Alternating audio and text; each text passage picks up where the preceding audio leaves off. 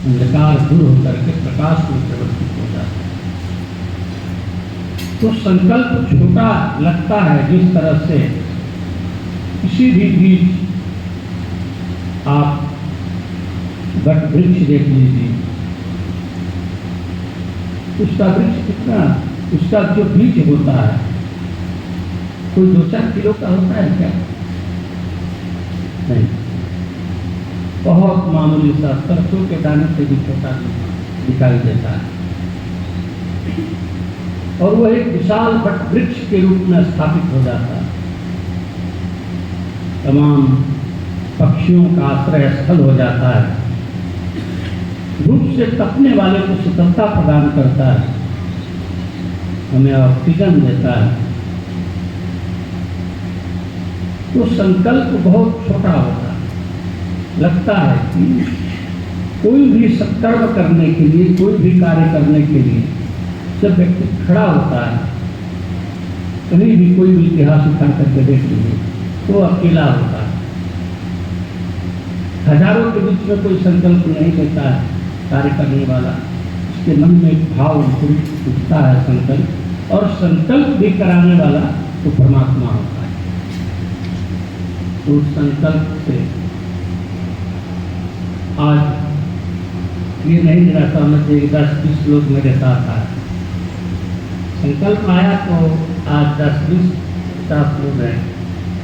अच्छा संकल्प है, अच्छे जगह पर परम हितैषी मित्र वही होता है, भाई बांधव वही होता है जो हमें सत्कर्म में लगा दे, अच्छे कर्म में हमें प्रेरणा दे, वही सच्चा मित्र होता है, वही सच्चा हमारा बंधु होता है। तो शुद्ध संकल्प हो। आज इस प्रांगण में जहाँ हम लोग श्री कृष्णानंद ऋषि वरकशाला के प्रांगण में हम लोग बैठे, आप लोग को ज्ञात नहीं होगा, अभी आप लोग को दिख रहा है कि बहुत बड़ी गौशाला है। आज तो हमारे सद्गुरुदेव की प्रेरणा से, माँ गंगा की प्रेरणा से आज यह विशाल वट वृक्ष के रूप में स्थापित हो चुका है। उत्तराखंड की सबसे बड़ी गौशाला, और इसकी शाखा जिस तरह से माँ गंगा उत्तराखंड की पावन भूमि से निकल करके और गंगा सागर तक समाहित जा रही है कल, ऐसे इस उत्तराखंड की पावन भूमि से श्री कृष्णानंद ऋषि वरकशाला आज उत्तराखंड, उत्तर प्रदेश, मध्य प्रदेश, अन्य जगहों पर, झारखंड, गुजरात, अन्य जगहों पर भी गौ माता की निरंतर सेवा कर रहे हैं। संकल्प की बात मैंने इसलिए कहा आप लोगों को कि जिस समय श्री कृष्णानंद ऋषि वरकशाला 2011 में जब मेरे मन में भाव आया, जब संकल्प मेरे मन में उठा, कभी भी आपके मन में, किसी के भी मन में कोई संकल्प उठता हो तो उस संकल्प की पूर्ति के लिए किसी महापुरुष के पास जाना चाहिए, गुरु के पास जाना चाहिए, और गुरु के सामने जाकर के आप अपनी बात को रखेंगे, अपने माता पिता के सामने अपनी बात रखेंगे, तो वह संकल्प में सहायक हो जाते हैं, और वह संकल्प निश्चित रूप से पूरा होता है। क्योंकि इसका उदाहरण है, जब त्रेता में भगवान राम जो दशरथ जी महाराज के पास कोई पुत्र चौथे पद में आए, जब कोई पुत्र की प्राप्ति नहीं हुई तो उनके मन में पीड़ा हुई, और पीड़ा ये हुई कि हमारे राजवंश को कौन चलाए। जिस तरह से गृहस्थ आश्रम में रहने वाले व्यक्ति के पास बहुत धन धान्य हो, लेकिन कोई पुत्र और पुत्री न हो, तो वह एक समय आता है कि वो चिंतित हो जाता है कि हमारे वंश को कौन चलाएगा, हमारी परंपरा को कौन चलाएगा। वह पीड़ा उस समय दशरथ जी महाराज को भी हुआ। और वह उस पीड़ा से पीड़ित होकर के कहाँ गए? वो कोई देवताओं के पास नहीं गए, क्योंकि वो सशरीर स्वर्गलोक में इंद्र के पास जाने का सामर्थ्य था। जब जाते थे अर्थ सिंहासन उनके लिए खाली हो जाता था, क्योंकि देवासुर संग्राम में दशरथ जी महाराज ने बहुत बड़ा देवताओं का सहयोग किया था। जब राक्षसों का और असुरों का संग्राम हुआ था, वो कहीं नहीं गए कहाँ? अपने गुरु के पास गए और वशिष्ठ जी के पास गए और उन्होंने जाकर के निवेदन किया अपने गुरुदेव के सामने, हे गुरुदेव, हमारी उम्र हो गई, चौथे पल में हम जाने लगे, अभी इस अयोध्या की गद्दी को चलाने वाला कोई नहीं, कोई वारिस हमें पुत्र नहीं। तो संसार में कभी भी आप जीवन में रहो, आपके मन में कोई समस्या तो किसी और को सुनाएंगे तो कोई सुनने वाला नहीं होगा, सुनेगा नहीं तो आपकी समस्याओं का उपहास उड़ाएगा। अगर कोई है तो भगवान के रूप में गुरु ही है, जिनके सामने हम जाकर के अपनी समस्याओं का निवेदन करेंगे तो हमारी समस्या का समाधान होगा, मार्ग मिलेगा और उस मार्ग से हम आगे अपने जीवन में गति प्रदान कर सकते हैं, बढ़ सकते हैं। जो हमारा संकल्प होगा उस संकल्प को हम पूरा कर सकते हैं। और उन्होंने वशिष्ठ जी महाराज को निवेदन किया और दृष्टि व्यक्त हुई। और आप लोग बाकी कथाएं आप लोग जानते हैं। और गुरु की आज्ञा से जो धराधाम पर आता है, गुरु के निर्देश से जो आता है, वह निश्चित रूप से वो प्रकाशवान होता है। उसकी जस कृति, क्योंकि भगवान को ही आना था उस धराधाम पर, तो गुरु की आज्ञा से, प्रेरणा से आए। जब श्री कृष्णायन जैसी गोरक्षाशाला का जब भाव आया हमारे मन में, हमें हुई कि गौ माता की रक्षा करनी चाहिए।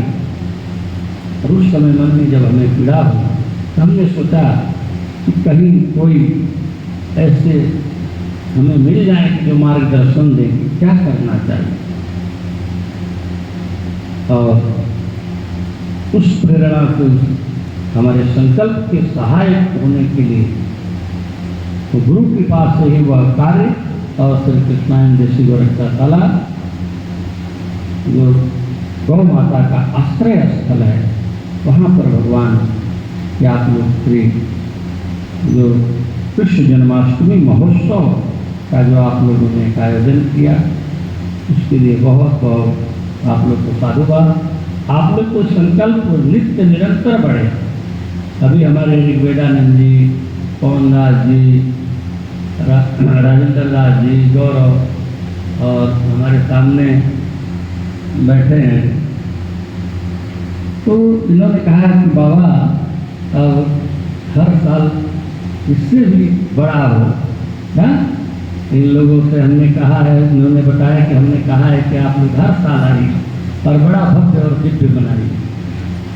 तो देखिए संजोग कि आप गंगा के पावन तट पर, शास्त्र में भी है कि कोई सत्कर्म आप घर में करते हैं, उसके 10 गुना किसी तालाब पर जाते हैं, फिर किसी नदी के ऊपर जाते हैं, किसी पहाड़ के ऊपर जाते हैं, तो किसी तीर्थ में जाते हैं, तो आपको सब कुछ प्राप्त हो गया। माँ गंगा का सानिध्य प्राप्त हो गया। और तीर्थ तो हरिद्वार है, हरिद्वार की ही पावन भूमि है। और वनराज जो आप जंगल का दर्शन कर रहे हैं, ये वनराज है, राजा है। इनका भी महत्व है, क्योंकि संत लोग जंगलों में क्यों रहते हैं? क्योंकि देव स्वरूप है। तो आपको भी प्राप्त हो गया। और जिस आश्रय से, जिसका भगवान जब प्राकट्य हो लिए, क्योंकि त्रेता युग में भगवान का अवतरण रामावतार में जब हुआ तो एक चक्रवर्ती सम्राट के पास हुआ। दशरथ जी महाराज के पास में। और यही नहीं, उस वंश के भी प्रवर्तक अगर कोई है, गौ माता। आपने दिलीप की कहानी सुना होगा। दिलीप को भी कोई पुत्र की प्राप्ति नहीं थी, क्योंकि उनको श्राप लगा था। गौ माता ने उनको श्राप दे दिया था।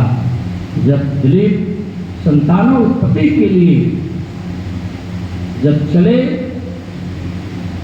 उन्होंने, गौ माता प्यासी थी, उन्होंने अनदेखा करके चले गए। गौ माता ने कहा कि जिस उद्देश्य से तुम जा रहे हो, हे राजन, तुम्हें पुत्र प्राप्ति नहीं हुई। केवल गौ माता को प्यास लगी थी, इच्छा जाहिर की, और उन्होंने अनदेखा करके चले गए, तो पुत्र की प्राप्ति नहीं हुई। जब दिलीप को भी वो पीड़ा आई, फिर अपने गुरुदेव के पास जाते हैं, क्योंकि वशिष्ठ जी महाराज जो है भगवान का इंतजार कर रहे थे।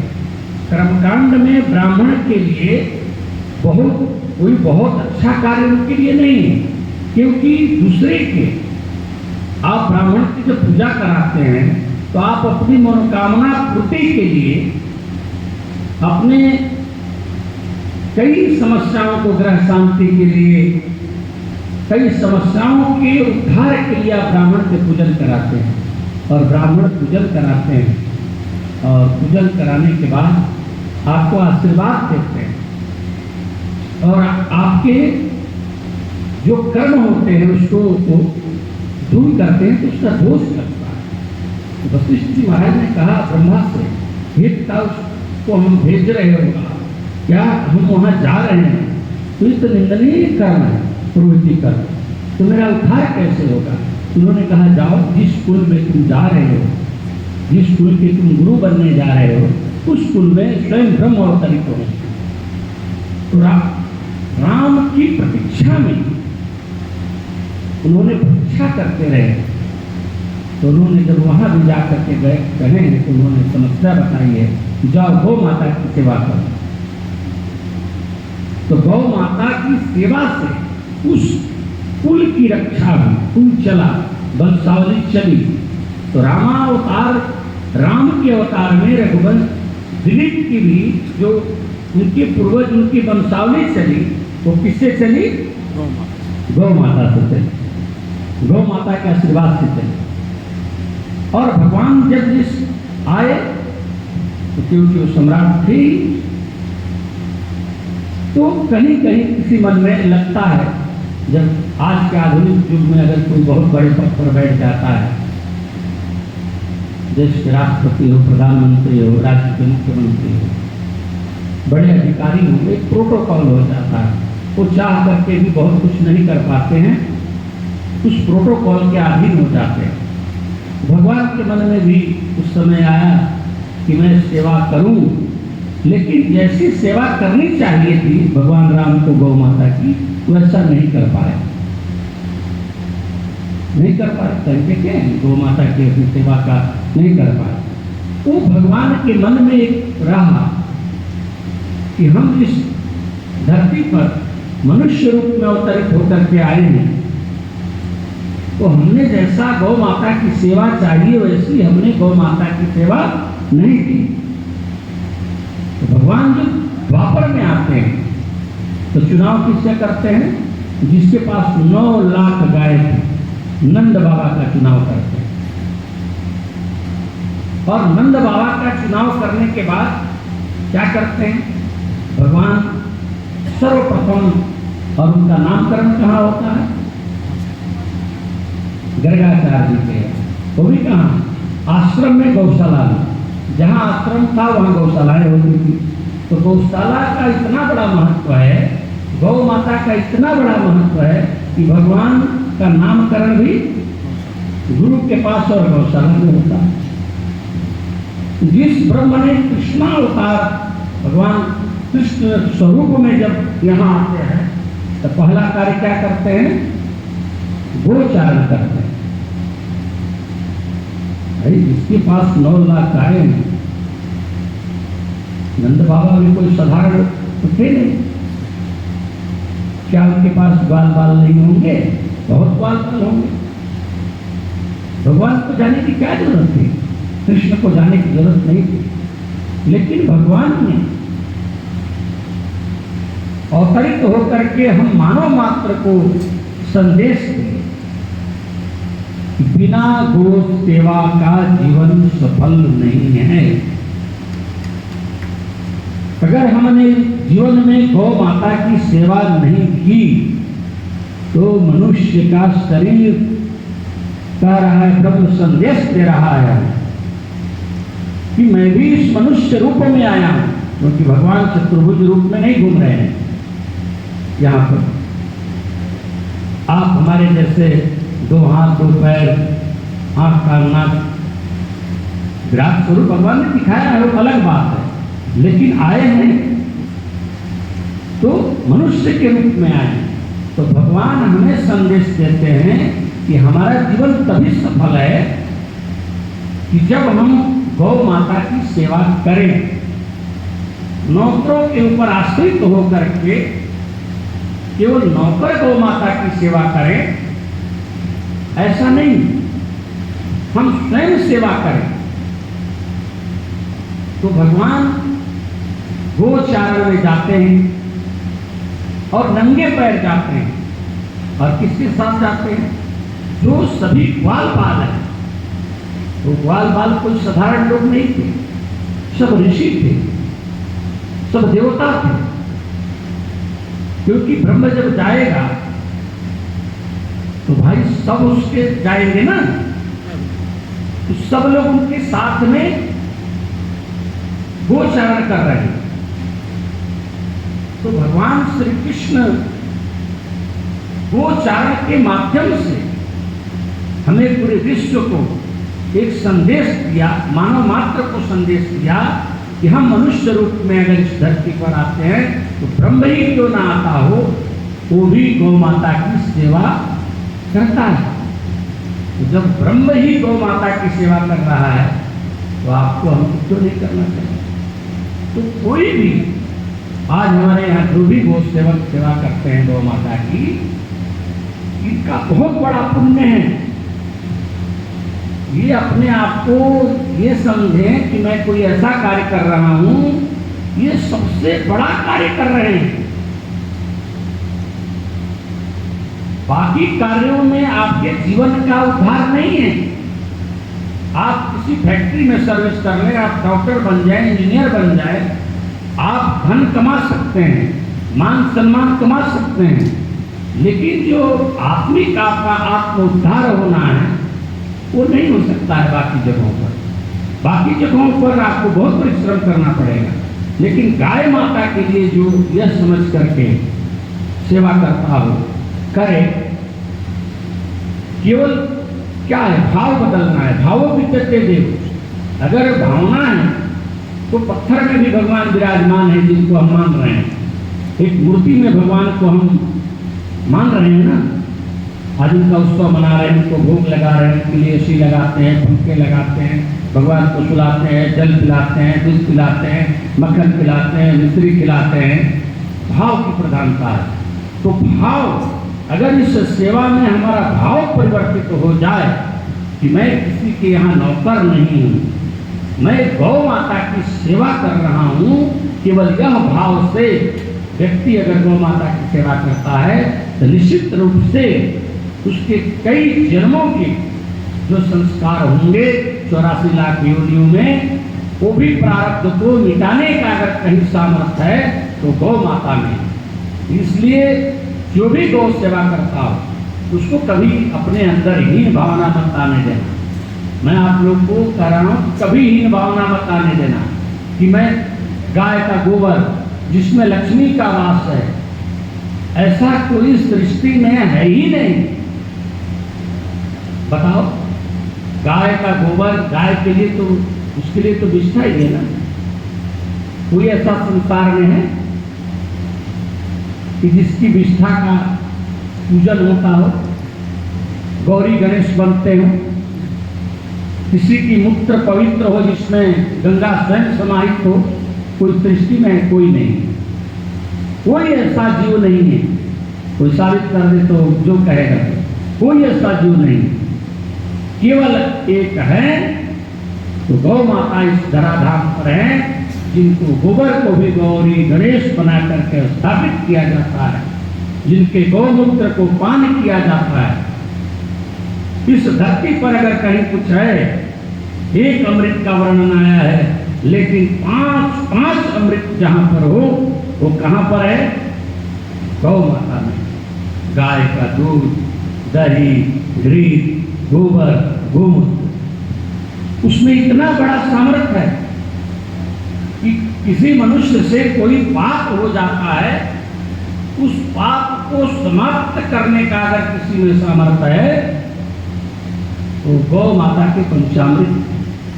कोई भी बड़ा जब कर्मकांड होता है, यज्ञ होता है, तो यजमान को आचार्य पंचगव्य का पालन कराता है। पंचगव्य पालन करने के बाद ही यज्ञशाला में उसको प्रवेश किया जाता है। यानी पाप को समन करने, हड्डी में प्रवेश करने वाले पाप को, मन बुद्धि में प्रवेश करने वाले पाप को, एक तो अलग विषय हो गया, लेकिन कहता है कि हड्डी हड्डी में, रक्त में उसके पाप की भावनाएं जो बनी हुई है, वो अगर समाप्त होगा तो किसी को पंचामृत पिलाते रहिए, देखिए उसके मन में कैसा भाव आए। वो रजोगुणी व्यक्ति, तामसी हत्यारा व्यक्ति अगर कोई पंचामृत का पान करता हो, वो हिंसा छोड़ देगा, वो व्यभिचार छोड़ देगा, उसकी बुद्धि निर्मल हो जाएगी। तो इस धरती पर अगर पंचामृत है तो गौ माता के अंदर है। उस गौ माता इतनी बड़ी सामर्थ्य है। आज तो आयुर्वेदिक के जो ऋषि महर्षि कहते थे उसको कोई नहीं मानता था।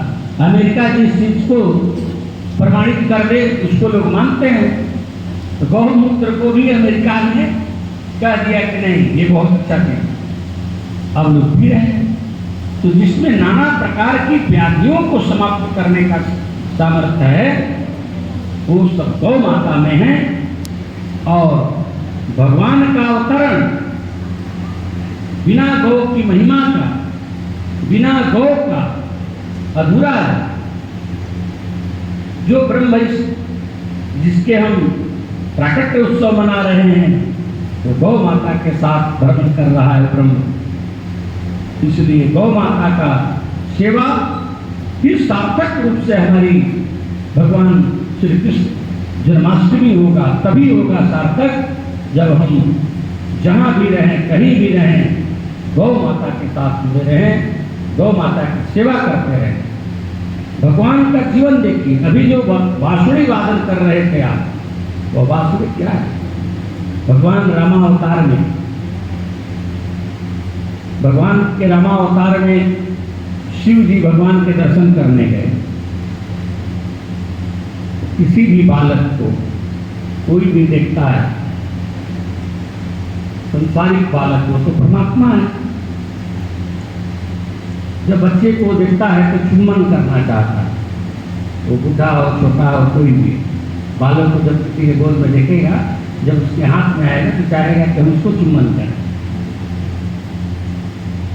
तो जब गए दर्शन करने के लिए अयोध्या में,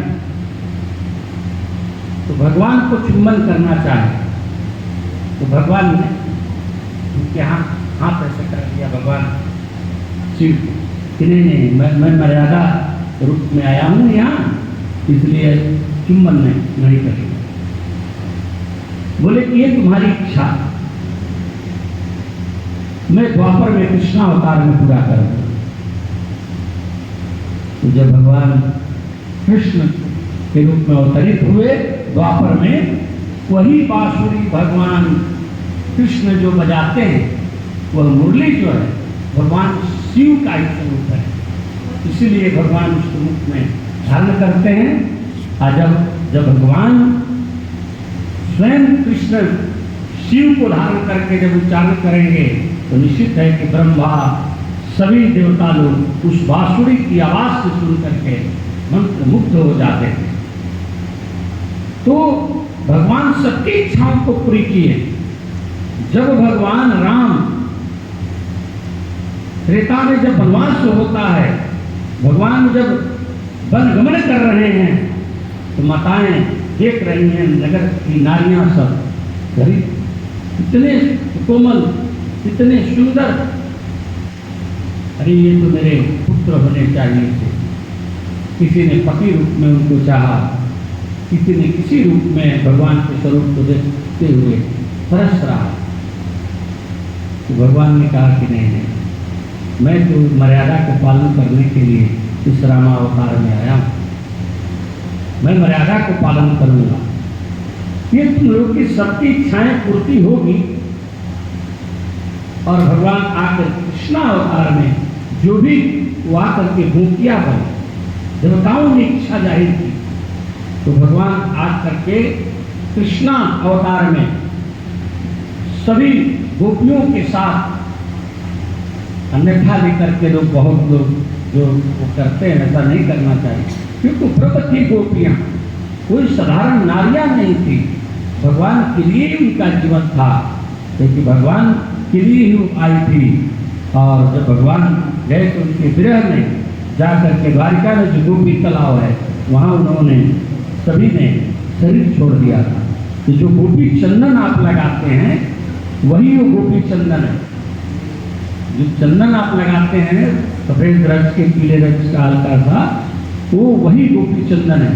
तो कहने का तात्पर्य है कि भगवान जब आए कृष्णावतार में, क्योंकि बहुत कुछ वहाँ था, तो यहाँ लीला पुरुषोत्तम के नाम से भगवान श्री कृष्ण को हम लोग याद करते हैं।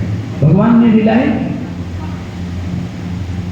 बाल अवस्था में पुतना को खत्म किया, कासुर बकासुर सबको, कालिया नाग को सबको। और भगवान देखिए बड़ी विचित्र लीला होती है। वही जब देवकी पर कंस प्रसन्न हो जाता है, बहन को विदा कर रहा है, बड़े धूमधाम से शादी की, बड़ा भव्य दिव्य शादी किया, और बैठा करके जो विदा करने लगा तो देवताओं को लगा ये तो बहुत बड़ा पापी है, इसके पाप से तो डरते हैं, क्योंकि देखो उसने कैद कर दिया। तो उन्होंने कहा कि उग्रसेन को कैद कर रखा। तो उन्होंने कहा कि देखा कि ये तो इतना कर रहा है, तो इतना पुण्य इसका बढ़ जाएगा, ये भगवान को तो आने में देर हो जाएगी, और एक पुण्य के आड़ में ये बहुत बड़ा पाप करता जाएगा। तो आकाशवाणी हुई कि कंस, जिसको तुम बड़े प्रसन्न से विदा कर रहे हो, इसी के 8वें गर्भ से तुम्हारा जो उत्पन्न होगा वही तुम्हारी हत्या करेगा। फिर विचार किया कि चलो 8वां ना, एक दो गिनते रहेंगे। फिर देवताओं ने सोचा कि अरे ये तो बड़ा गड़बड़ है। तो देव ऋषि नारद जी को प्रकट कर दिया, भैया इसको गिनती करा के समझा दो। उन्होंने गिनती कराया कि भैया गिनो 1 2 3 8। भाई किधर थे, भगवान बताना ही था, और उसके दिमाग में बैठ गया कि बात तो सही है, पता नहीं धरते क्यों धरते, ये तो हुआ नहीं कौन से कर्म से शुरू होगा। अब फिर उसने देवकी और वासुदेव को कैद कर दिया और बोला जो भी हो संतान को समाप्त करो। तो पाप कभी कभी गलत कार्य के सहारा लेकर के भी कुछ लोग पाप को प्रवृत्त कर देते हैं, बढ़ाते हैं। इसमें भी भगवान ने संदेश दिया। तो भगवान का जीवन, और देखिए एक चीज और भगवान के बीच में आई, आपने जगन्नाथपुरी का दर्शन किया है, सब लोगों ने किया है। वहां क्या है, भगवान के पूरे अंग नहीं, हाथ नहीं है, पैर के उंगलियां नहीं है, दोनों नहीं। इसके पीछे बहुत बड़ा रहस्य है। रहस्य यह है कि जो वृषासुर राक्षस आया वो बैल के रूप में आया, नंदी के रूप में आया, कि वो छल किया। क्या छल किया, जानता था कि भगवान जो है गायों के तो रक्षक हैं, पालन करता है, ये गाय नंदी की तो हत्या कर ही नहीं सकते हैं। उसने उस रूप में भगवान के सामने आकर के प्रहार करना शुरू किया ग्वाल वालों के और सबको। तो भगवान की तो मजबूरी थी, भगवान ने उस राक्षस को केवल वृषभ का रूप धारण करके आया था, तो क्या किया, मारा। उस प्राश्चित को भगवान ने दिखाया कि मैं ब्रह्म ही क्यों न हूं, केवल नंदी धर्म के रूप में आकर के राक्षस भी अगर आवरण धारण कर लिया है, तो गौ की महत्ता को बढ़ाने के लिए भगवान कह रहे हैं कि उसकी हत्या तब भी नहीं करनी चाहिए, बचना चाहिए। तो उसका दंड क्या मिला भगवान को कि उनके दोनों हाथ और दोनों पैर की अंगुलियां, यानी एक तरह से माना जाए कि पुष्ट स्वरूप में हो गया। पुष्ट भगवान के लिए तो नहीं कर सकते हैं, लेकिन वो कि हाथ की और पैर की दोनों उनकी नहीं। तो भगवान ने कहा कि चाहे किसी भी रूप में गौवंश किसी भी स्थिति में हो, चाहे वो आक्रामक हो जाए, हमें घायल कर दे, हमें मार दे, प्राण ही क्यों न ले ले, लेकिन अपनी शरीर की रक्षा के लिए किसी भी परिस्थिति में गौवंश की हत्या नहीं करनी चाहिए। भगवान ने ये हमें संदेश दिया कि अगर हम किसी भी रूप में अगर उसकी हत्या करते हैं तो हम उसको दंड हमें मिलेगा, उससे हम वंचित नहीं रह सकते हैं। इसलिए गौ माता की महिमा और भगवान श्री कृष्ण का जो चरित्र है वह विशेष रूप से, क्योंकि गोविंद जय जय गोपाल जय जय गोविंद जय जय गोपाल जय जय राधा रमण हरि गोविंद जय जय राधा रमण हरि गोविंद जय जय गोविंद जय जय गोपाल जय जय गोविंद जय जय गोपाल जय जय राधा रमण हरि गोविंद जय जय राधा रमण हरि गोविंद जय जय गोविंद जय जय गोपाल जय जय गोविंद जय जय गोपाल जय जय राधा रमण हरि गोविंद जय जय राधा रमण हरि गोविंद जय जय। हमें जन्माष्टमी, क्योंकि शास्त्र में आया है कि रविंद्र व्यासे हरि जन्म काले प्राण प्राणे द्विज भोजनेषु कन्या प्रदाने हरिवासरे च अनम च भुक्त्वा नरकम प्रयान्ति।